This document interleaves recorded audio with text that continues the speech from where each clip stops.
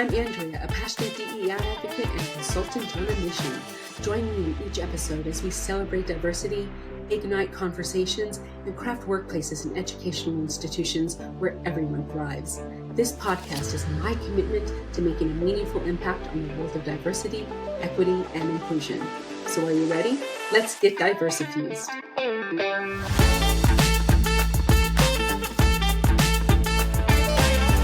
Hello, everyone. Welcome back to the Get Diversifused podcast. I'm your host, Andrea Horton-Mericli, founder of Diversifuse Consulting and a passionate DEI advocate and ally. In today's episode, we will discuss building bridges, how allyship transforms workplace culture with our guest speaker, Joe Fetzer.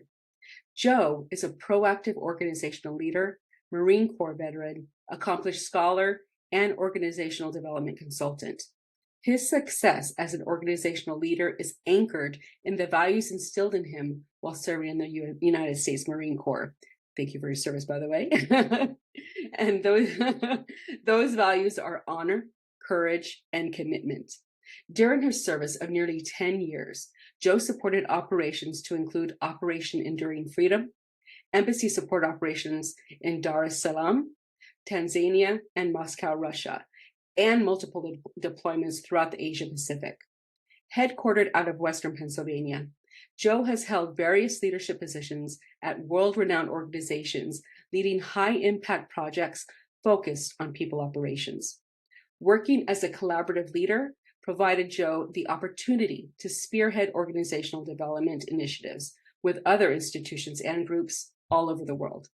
With a focus on organizational development, Joe has collaborated with both small and large companies like Merck, Walmart, Bayer, Mecco, and Johnson Controls. Those initiatives included leadership development, employee engagement and retention, and organizational policies and procedures. He continues to collaborate with organizations focusing on long-term engagements using tools, theory, and applications to connect strategic organizational initiatives with core business drivers. So welcome, Joe, to the Get Diversifused podcast. Thank you so much for being our guest today. That introduction was so much, and I'm so appreciative for that. And I just want to say it's an honor to sit down with you, Andrew, somebody who has dedicated their time, effort, and energy to these meaningful initiatives that you continually pursue out there in the workplace. So thank you for having me, and I very much look forward to being a guest and participating in this conversation today. Awesome. Well, it's a pleasure having you. I was very happy when you agreed to be on. Your story is just very interesting. I would love if you can tell our listeners a little bit about your history in the Marine Corps and how you became an entrepreneur and focused, not I would say focused, but also I cannot speak today. How did you become an ally, and why do you find that allyship so important? Sure. Well, let me start with my background in the Marine Corps. Sure. I spent a decade of my life, very much my formative years, right, leaving high school, and then stepping down in Parris Island, South Carolina, and becoming a United States Marine. And through that lens, it's really shaped, not only who I am, but the way I approach my craft and the work that I do now, right? The way I like to characterize that is I went from being a bomb tech in the Marine Corps to being a people tech in industry. Yeah.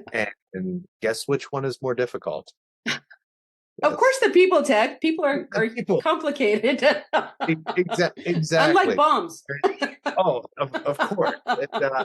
Well, usually with an explosive device, there's a diagnostic manual and there's all these safety precautions that you can take. And, if a bomb screams in your face, it's probably not your problem anymore. But, a person, they tend to linger and stick around. So a lot of those lessons that I've learned from my time spent in the Marines, again, everywhere from Afghanistan to Africa to Moscow, Russia, all throughout the Asia Pacific, working with teams, doing this critical skill work, just Hmm. translates very well into people operations in the workplace, right?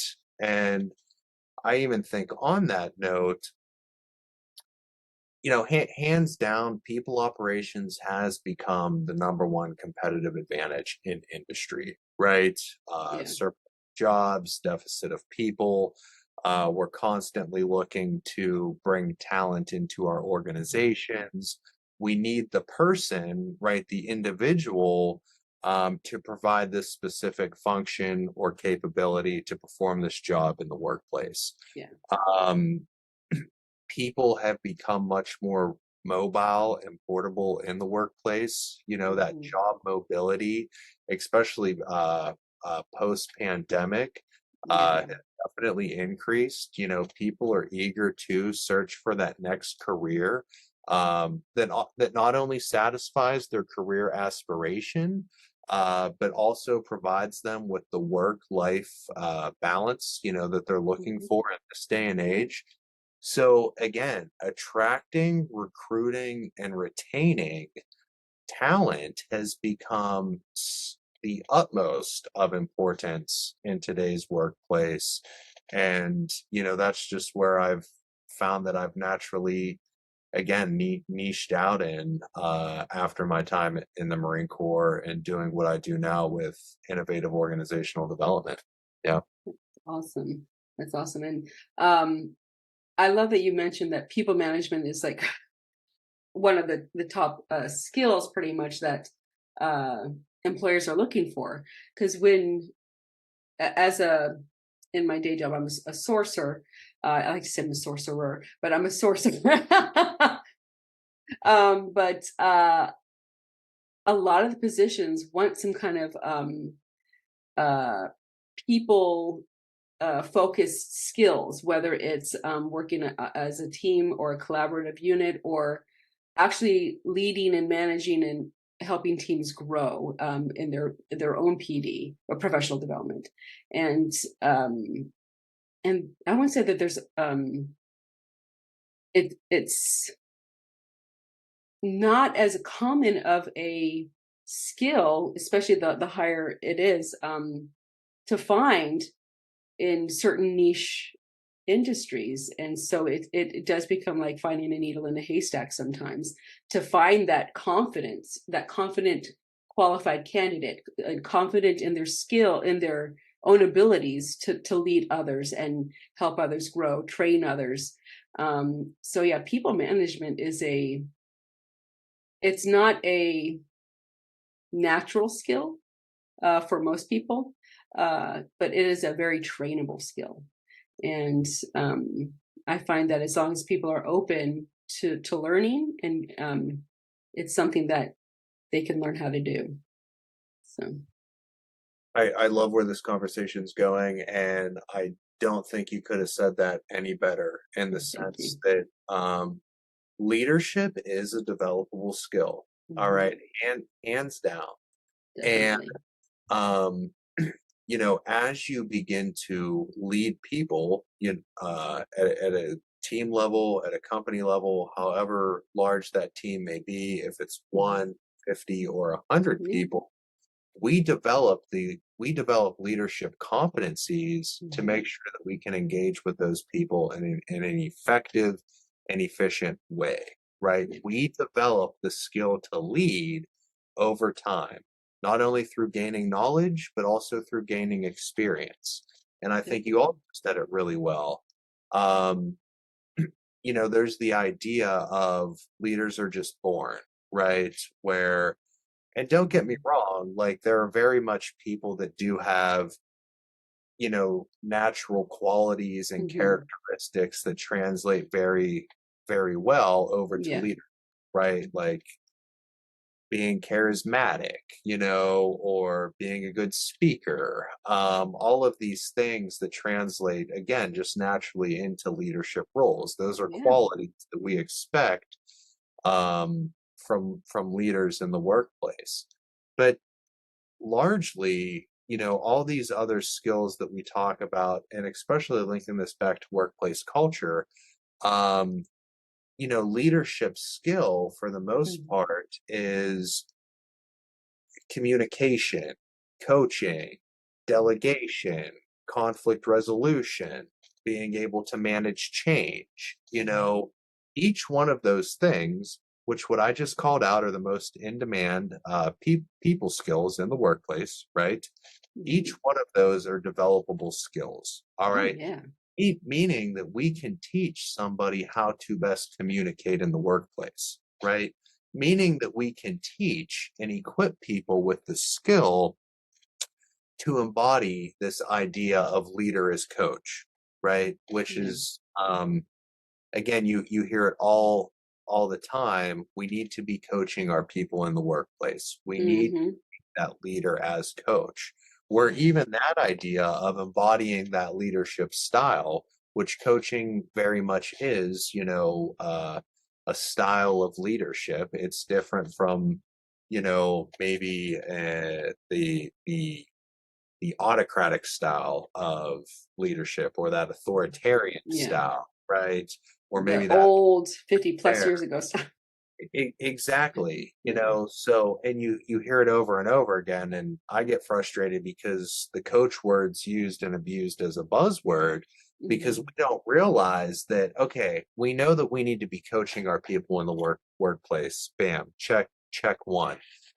Two, how do we actually develop this coaching skill set, right? Mm-hmm. Because being able to coach in the workplace is very much different than just telling people what to do, and being prescriptive in the sense. So, how do we equip our people to coach?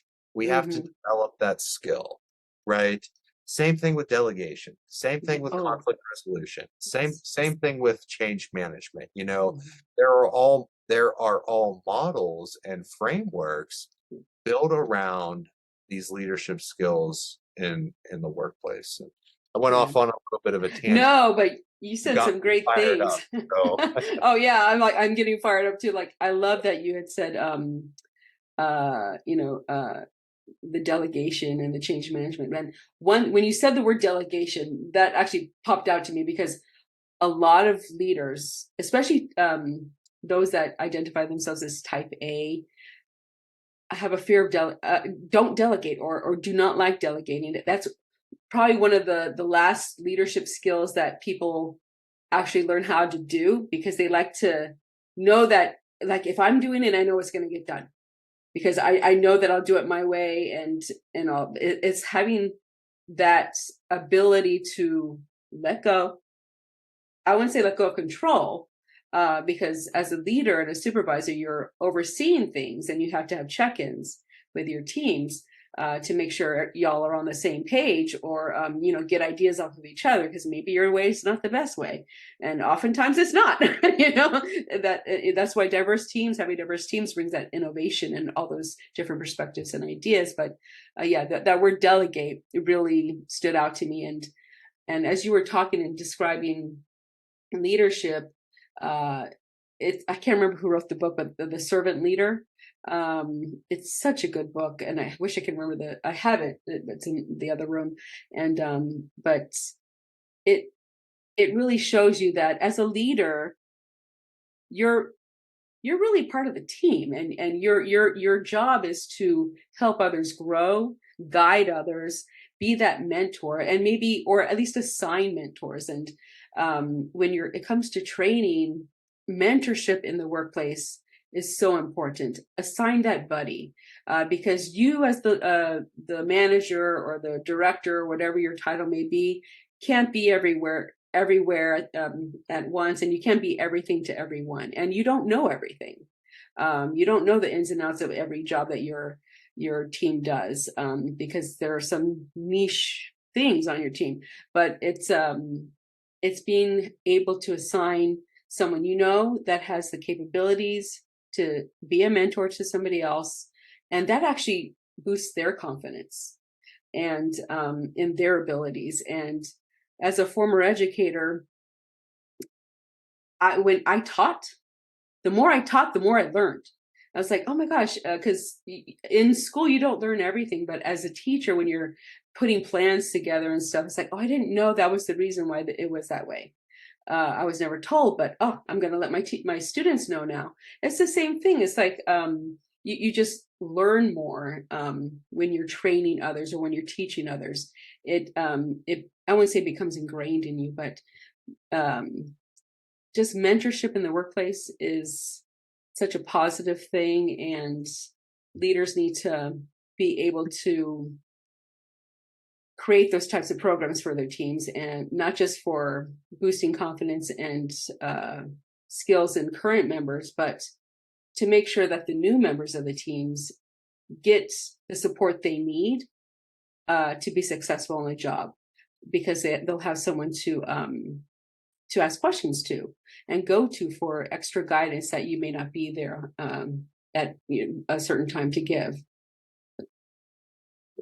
And I think that your comment blends very well, into some of the high level stuff that we're talking about today, like allyship, Mhm. organizational transformations, workplace culture, right? The idea of what a leader is today in the 2024 workplace simply is just different, all right? Yeah. Yeah, not just post pandemic. And if we start talking about some of the pandemic stuff, cool. But um, I mean, even thinking back 3 decades ago, 4 decades ago, a lot of that idea of what a leader is today is just antiquated, right? Hmm. It just doesn't make sense anymore. People Yeah. want leadership that is open, accessible, inclusive. Yes. It's not this gated or guarded position or secret at a Hmm. company, right? Because what's the difference between leadership and management? When you're managing Hmm. something, you're very much responsible for that technical Yeah. responsibility, right? Yeah. Leadership emphasizes the focus on mobilizing people, all right, under a common umbrella, a common goal, a common mission, common values, all right, to execute and make that mission happen, right? Now you're a people mobilizer. Now you're a people leader, all right? Yeah. So, what is the best way to do that? Well, it's by fostering these relationships with the people that you lead Hmm. so they know they're part of that team, so That's they right. feel heard, valued, and understood. So you have the communication skills and empathy to exercise in the workplace to Hmm. make not only for a more connected environment, but also for a more productive one, for a more Yes. efficient one, all right, for a more effective one. All right, because people then feel included and part of the team. And this idea around, a lot of mid and senior level leaders really do have a hard time delegating. All right, Hmm. because they don't want to relinquish control of, something they know they can do very well. Which again, Hmm. I hear that. All right, I get it. Again, back to being a bomb tech, the field's motto was initial success or total failure, right? Well, I mean, you especially with kind of bombs. well, right, and you kind of Yeah. have to get things right the first time to succeed. And Hmm. what I've noticed in the workplace at large, which, again, my Marine Corps transition happened in 2017. So I very much acclimated to, as you can see with my beard and full back Very hair. nice beard, by the way. Thank you. You're welcome. I don't live by that anymore because a lot of the times, especially at companies, failure's not final and failure's not fatal. Yeah. Instead, how are we embodying this mindset of a learning organization, a mindset Hmm. of continuous improvement where, okay, as a leader, I know I can get this task done probably quicker. I know I will do it the right way, but how am I empowering and instilling the faith, trust, and confidence, all right, Hmm. in my team so they can Yeah. build the skills to not only do these tasks, but lead people in that same way? And Yeah. I just think that's kind of where the leadership paradigm has evolved and changed Hmm. over the years in the sense that again, we're shifting the lens at which we look at leadership through, right? Hmm. To now, really be what is the driving force behind our workplace culture, how we set the tone for that, how we how we foster this sense of belonging within industry, right? And how that's really, shaping the future of our organization. Because at the end of the day, again, when we talk about age-old, antiquated practices, at one time, it was our job to screen people out of a company, right? Yeah. We want the best talent, Mhm. we advertise jobs, we want to make sure we're promoting Yes. uh and we do, we definitely want to make sure we're promoting our high potentials, but Mhm. the root of a lot of those hiring practices was based on this idea of we're going to say no to 100 people before we find that one perfect yes, Mhm. right? Yeah. Where now, again, that's completely turned upside down. We're taking on hiring practices, retention, recruitment, and promotion Mhm. that want to screen people into the company, right? Yeah. Because we know we need people to make this Yes. big wheel turn. And a lot of that is driven through our workplace culture, our inclusivity practices, all right? How our organization has an outward facing image, all right? Mhm. Because they very much do. What Yeah. is our employer branding? Are we somebody that's viewed as welcoming more people into our organization because we know that's what we need to do? All right. Or are we Mhm. antithetical to that? So I can talk about this for a really long time, but Oh, me too. I was like, and as you were talking, it's like how all these different analogies popped in my head. So like when you said about as employers used to like exit people out, and it reminded me of college. I'm not going to age myself here, but when I was in college, we had weed out classes. So I started in double E, which was electrical engineering, and there was weed out classes. And because the supports that, well, one, these classes were usually like 300, 500 students. I went to a very large university, 300, 500 students in one class. Um, or they were very niche classes that were all taught in theory, and it's like not everybody understands theoretical teaching. So these are called weed out classes, and finding the supports at the university, or on universities at that time. I feel really old when I say at that time, when dinosaurs roamed the earth. Was difficult because they weren't advertised. You weren't told about them at orientation. Remember in my orientation, look to the left, look to the right. Those two people are not going to be here next year. That was my student orientation. And I was like, wow, it's like, I'm to somebody's left, I'm to somebody's right. I'm like, So it was the same thing at universities and colleges too.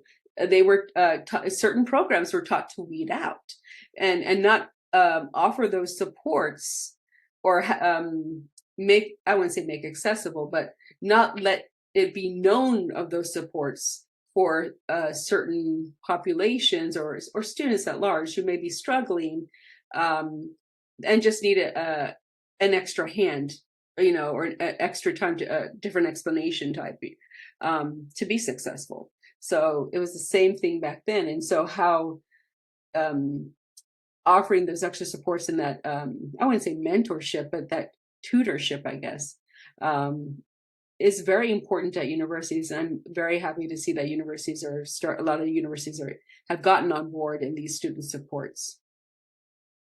absolutely 100%. And I Hmm. think a large part of that, again, deals with connectedness, whether that's Hmm. connectedness on a college campus or in the Yeah. workplace, and being an advocate for these support systems, Hmm. right, that are really meant to set people up for success, right? Exactly. Not give a handout.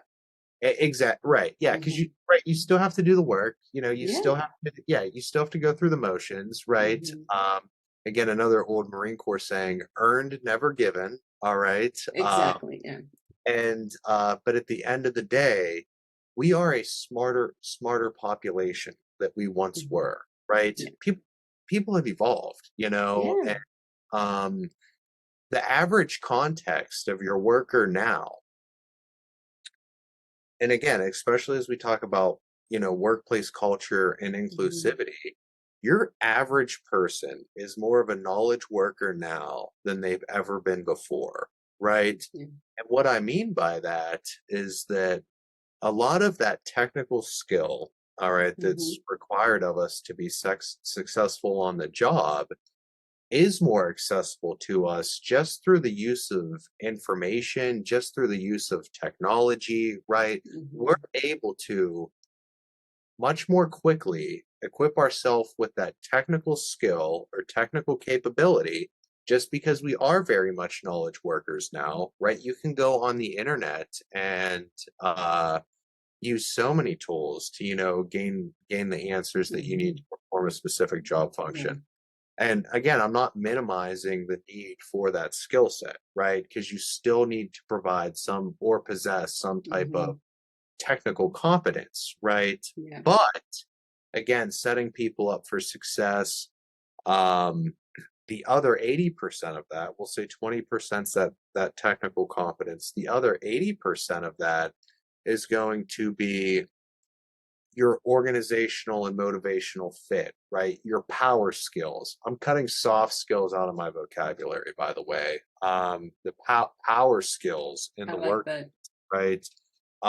Because we know that, strong communicators, leaders, delegators, people that are able to coach, um, are really what drive and shape a successful workplace. All right. The Mm-hmm. 30,000-foot view, we can categorize that as organizational culture, right?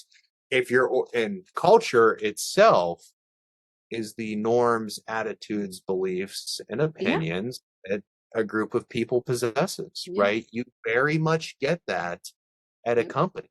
So You if do. our company culture is to be inclusive, if our company culture allows people to feel heard, valued, understood, linking it back to your example, the resources at campus, right? If Mm-hmm. our culture allows us to drive that message that these things are meant to be utilized, that there's not a stigma associated with them, Mm-hmm. that we want to set you up for success. Yeah. And oh, yeah, by the way, if you need to come and talk to Joe, the dean, that's totally fine because my door is open. All right, Yeah. let's have that conversation and make sure you have the accessibility to all the support and resources you need to be successful here at our workplace or our university.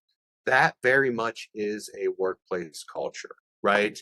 And I agree. allyship is a large part of that. It is. What 100%. And again, in the context of now in 2024, I think it's never become more important to have these conversations that we're having, Mm-hmm. on the podcast today. Yeah.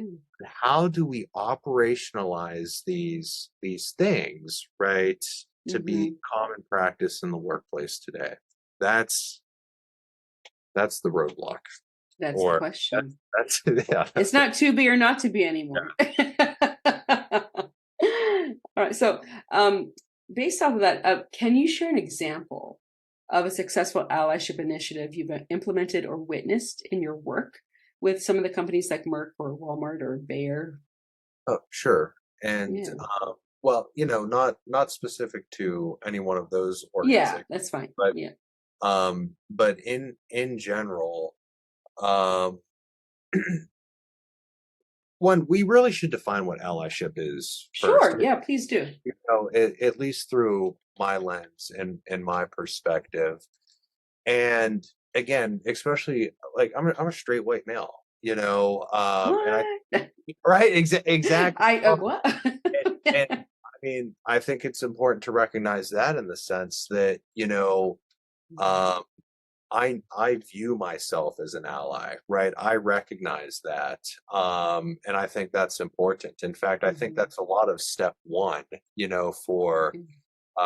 for many people who want to facilitate these conversations, or talk about inclusivity and allyship in the workplace, Mhm. is to recognize ourselves, all right, our own experience, the lens in which we view the world, Mhm. That we is super experience important. the world actually How we too. how we experience the Yeah. world, right? Mhm. And of course, we've caught up in the past, and we know each other, and um, you come from a military family, and you've dealt with those experiences and all that stuff that goes into crafting your view and perspective Mhm.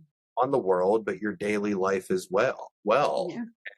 Um, and I'm going to get to No, define no, no, how go for how I define allyship here in a second. But again, when I talk about my time in the Marine Corps, and I was very ignorant to this at first because um, again, I'm from Johnstown, Pennsylvania, a small little steel town caught in the Rust Belt. And 5 days after I graduated high school, I went to boot camp. So taking that journey was to me just something that I did, right? Mhm.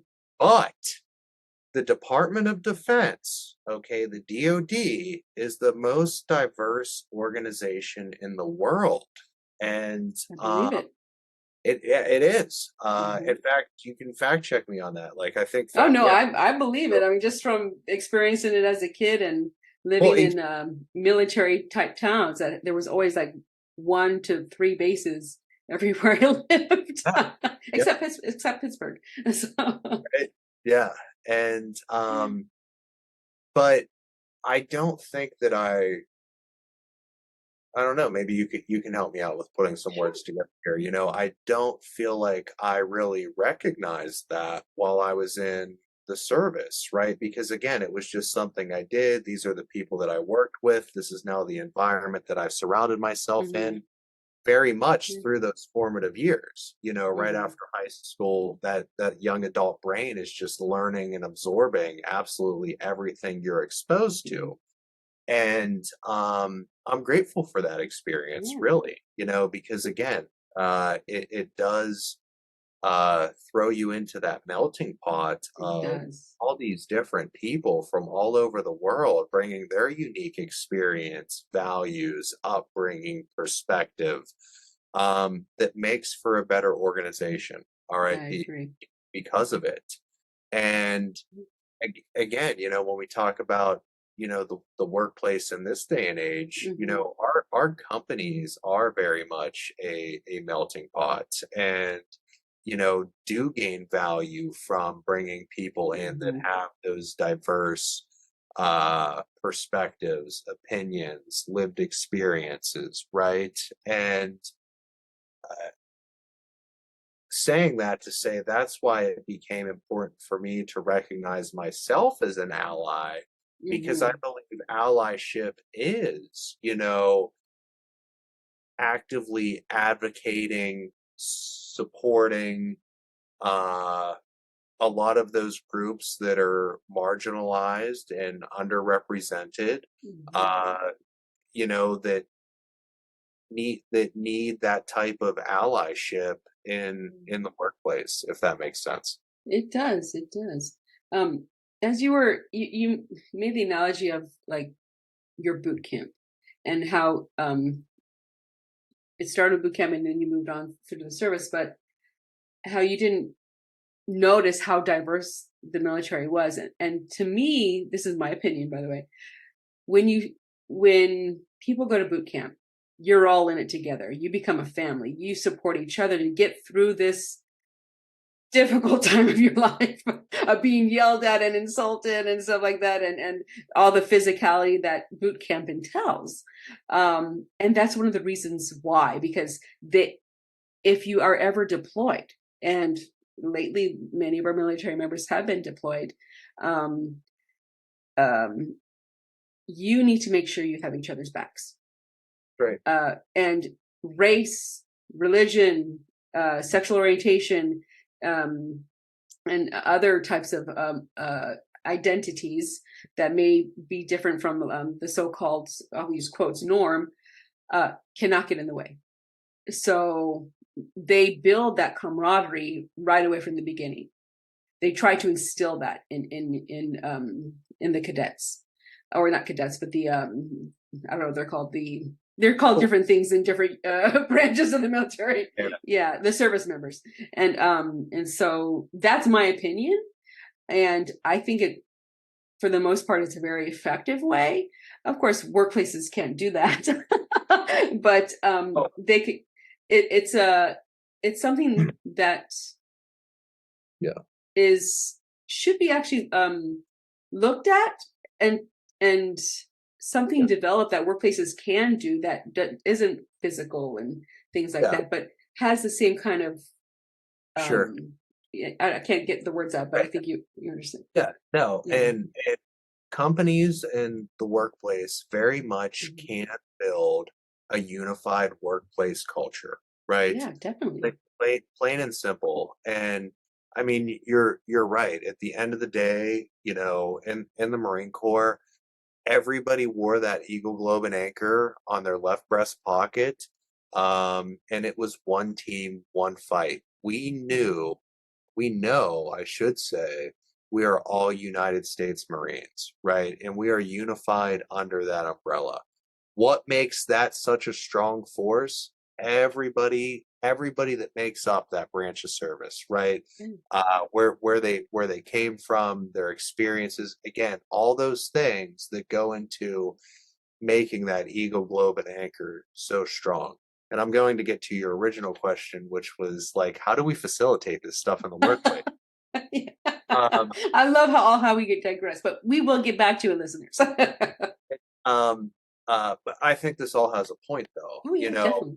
If we're going to say that, allyship in the workplace is, being that active support, being that advocate, for people, how can leadership actually demonstrate that? Yeah. How can we turn this into um something, right? And Hmm. let's not fake the funk. A lot of people find these conversations very sensitive, hard, and difficult to Hmm. have, right? Yeah. Um, they might be scary. These are scary. They really are. They're scary Hmm. conversations. They're People are afraid. uncomfortable. Yeah. They're uncomfortable. People are afraid of saying the right things, or I'm sorry, saying The the wrong wrong. things. So I think again, a lot of leaders just don't know where to start when it comes to having these conversations about Hmm. allyship in the workplace, having a true conversation about diversity, equity, and inclusion in the workplace, and then Hmm. actually having a workplace culture that acts on that, Hmm. okay, that turns it into some type of real strategy. Although I don't Hmm. even know if strategy is the right word. Doesn't it just feel like the right thing to do? You Way of know, life. way of life. Hmm. Where now it's more of taking on because those are hard things to do. It's now more of taking on this courageous responsibility or this courageous leadership, Hmm. knowing that we have to move forward with being an ally, knowing that our organization's going to be more effective and efficient Hmm. if we no embody some if we embody diversity, right? If we Yeah. truly advocate for inclusion in the workplace, a lot of those conversations are hard, and it takes very much courageous leadership and courageous responsibility to make that happen, if that makes sense. And It does. It does. Um, and in some cases, it requires training for the leaders too, because they may not, as you said, they may not know how to go about it. They may not even, but before they can even go about starting these ways of life, new ways of life, and policies and stuff and initiatives, they need to self reflect on themselves first and work on themselves and recognize the biases that they have first and the flaws that they have. And it is uncomfortable. Nobody likes to look at their weaknesses, but it's important to know where your weaknesses are, and so one, you can improve, you can strengthen yourself, and for implicit biases, which we all have, you can recognize. what your biases are, or where you tend to be, and think before you act, think before you speak, and stop yourself before you do something that model something in front of your employees that shouldn't be modeled. So because your employees are looking, and so when an organization or a university is taking on DEI initiatives, and it needs to come from the top down, because if the leaders are not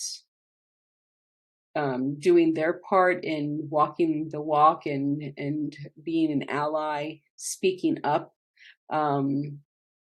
monitoring how progress is going, collecting that ongoing data to see if their teams and departments are actually doing what the company's values state, then it's not going to happen. They have to do that. They have to be accountable. They have to have those difficult conversations, and in some cases, behavior improvement plans, and in some cases terminations, even at a high level. So we have to demonstrate our willingness to act, yeah. right? And I heard you say a little bit of that. Yeah, you said it. So that's so much to the point of what I was saying. I tend to be very wordy. Hey, anybody listening, round of applause to Andrea, because again, I think you're just spot on. I think you're nail on the head, and I think that willingness to act, again, that sounds scary to a lot of people, right? But let's connect it back to workplace culture, and let's connect it to some actual programming that we can act on, right? So if we're going to define our workplace culture through our norms, attitudes, values, and beliefs, why can we not teach those? Why can we not operationalize those, right? If we know that an open, inclusive environment is built on fostering strong relationships with the people that we work with, building good, strong communication skills, building coaching skills, right? Why don't we build that into embedded programming in these companies, in these organizations? That is where I've had so much success. All right. In the sense that when we go through those motions, all right, when we go through that type of programming, it cultivates and builds an organizational atmosphere that is anchored in just that. All right. People feeling heard, valued, and understood in the workplace. When the norm becomes open, productive, collaborative conversations, all right, where we're able to educate ourselves. A lot of what we're talking about, and a lot of the friction that comes along with these topics, is just because a lot of the times people don't have the education and understanding, all right, around the subject matter in order to act on it, itself, right? So, and you also pointed out a very important word in your last comment there when you said behavior, right?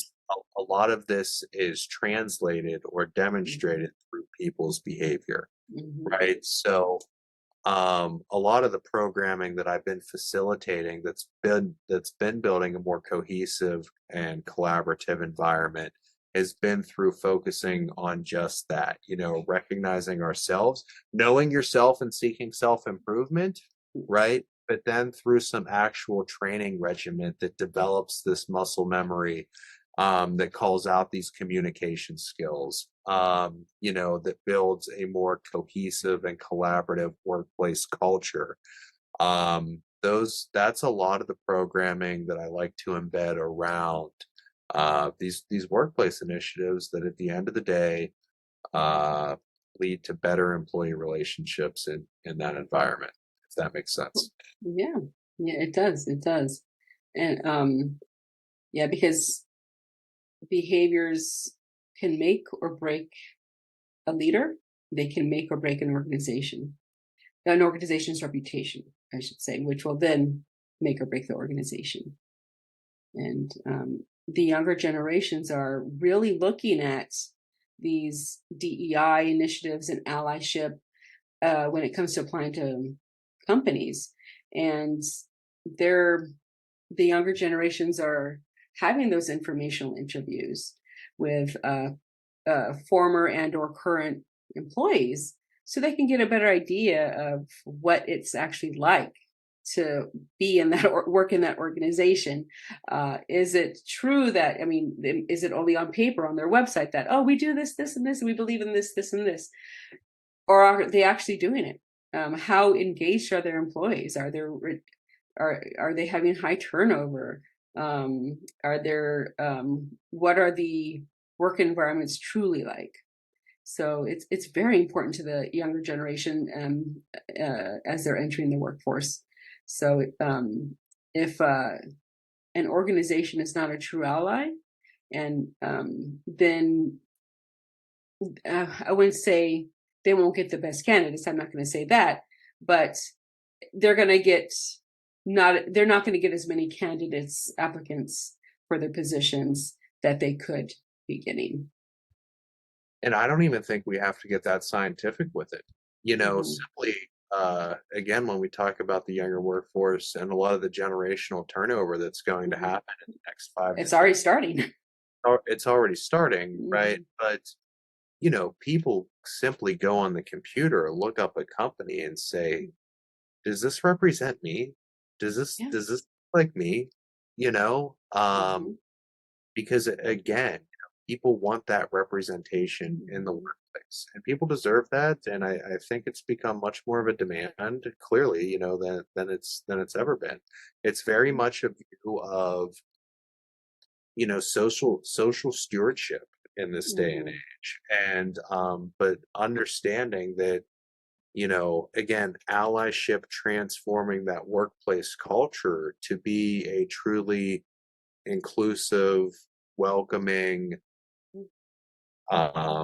equitable environments. Like why would we not want that? Or why is that so hard to grasp or, again, understand these things? And, yeah. Because people are complex. Yeah, if it was only that easy, like, hey, I have your answer. Joe and Andrea, like they solve some of these problems. Yeah, that's funny. Yeah, and you had mentioned something about they go on their website, and one of my past jobs, a recent one, a fairly recent one, I was it was for a higher level position, and I was like, well, I wanted to, it was important to me for like, what's the makeup of the leaders of this organization? Are they all white? Are they all white male? Is there a diversity in the mix? Or am I going to hit that glass or paper ceiling or racial ceiling midway? So I went on the website and it was like, oh, it was just a beautiful array of different genders, pronouns. They even had their pronouns on the website underneath, and different people of color, many different colors. It was very nice to see. So I was like, oh man. So yeah, of course I applied. And and it's that easy to do. So a lot more organizations are putting pictures of their leaders and their board of directors and stuff on their website. And so applicants and donors and things like that can see where their money's, if it's a donor, where their money's actually going, or if it's an applicant, do I have a future to grow in this company? Or is this just going to be a stepping stone for me in the company? So I think a lot more, in certain states, a lot more organizations are jumping on board to making sure their boards and leadership are diverse, but they often are doing the same things to recruit, so they get stuck. And so with that, how and I know we're talking about allyship, so this question is going to be about allyship, but if you have any suggestion for organizations on how they might be able to get unstuck when it comes to building diversity of their boards, then feel free. But let me ask this question first. How can organizations ensure that allyship is sustainable and embedded into the fabric of their culture rather than being seen as a one-off initiative?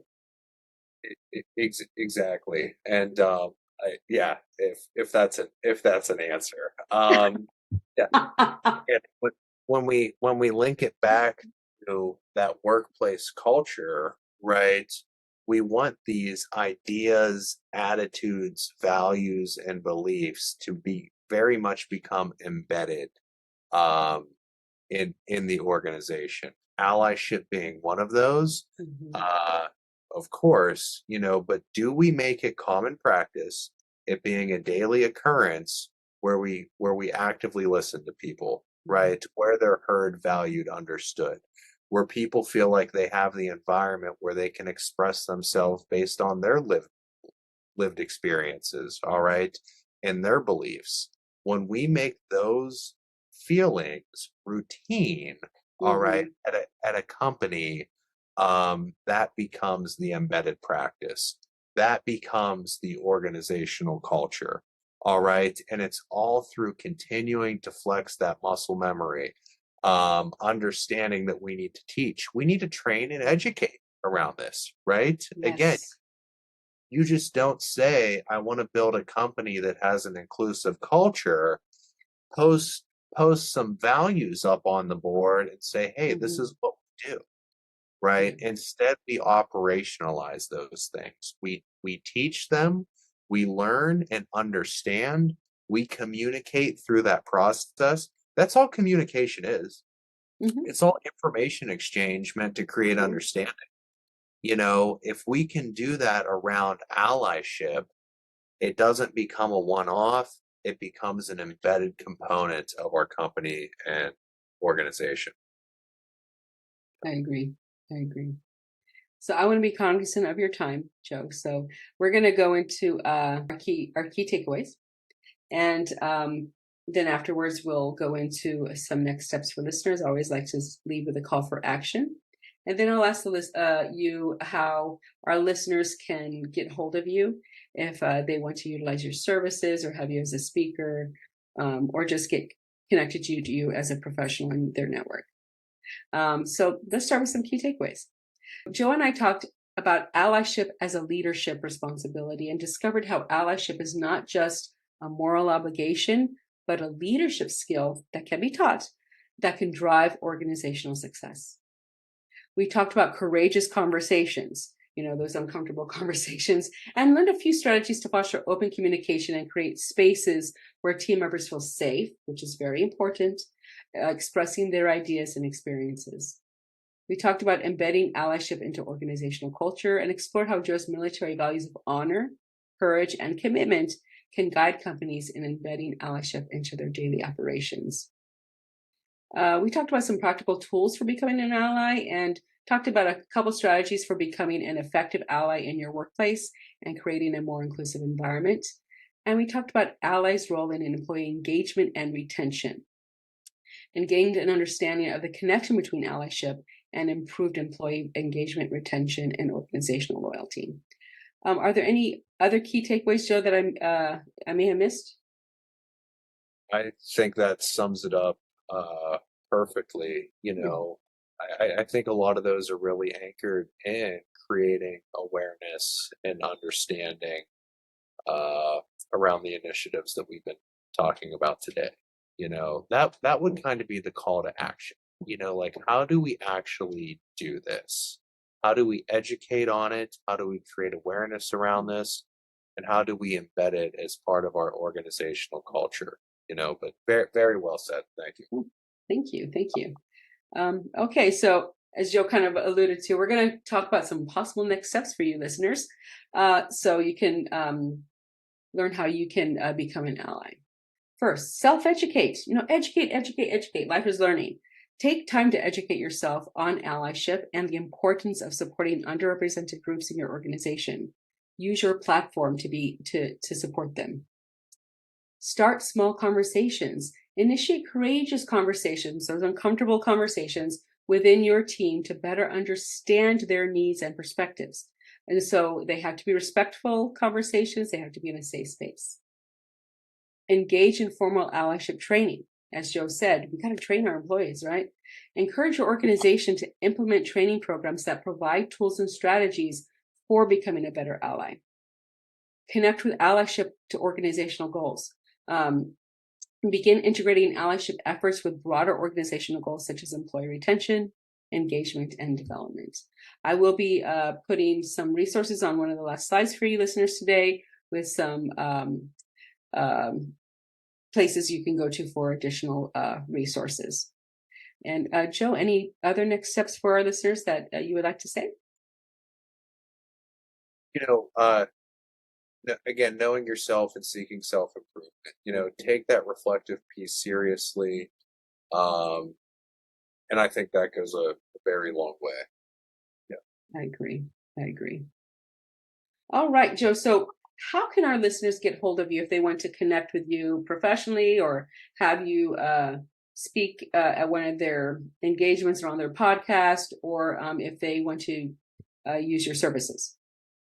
Absolutely. First and foremost, you can go to my website, www.innood.com. That's short for Innovative Organizational Development.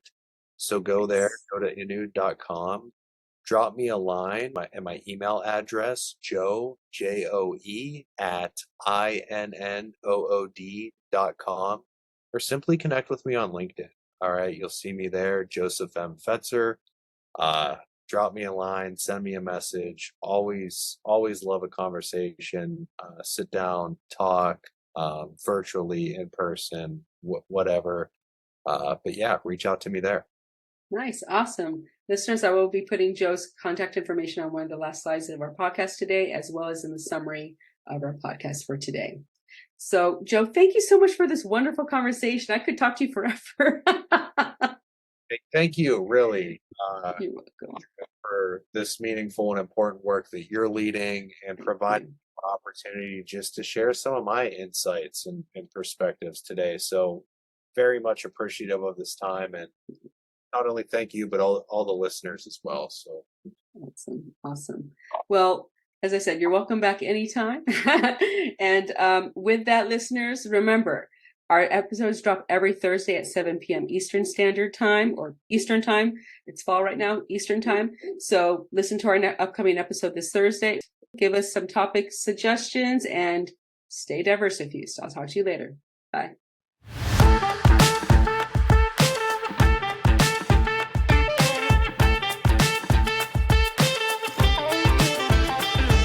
To be a guest speaker on the Get Diversifused podcast, I'm on the lookout for guests, so if you're passionate about DEI and would like to share your unique insights, experiences, or success stories, I want to hear from you. If you're a fellow podcaster who's passionate about DEI, let's swap the mic and amplify each other's voices.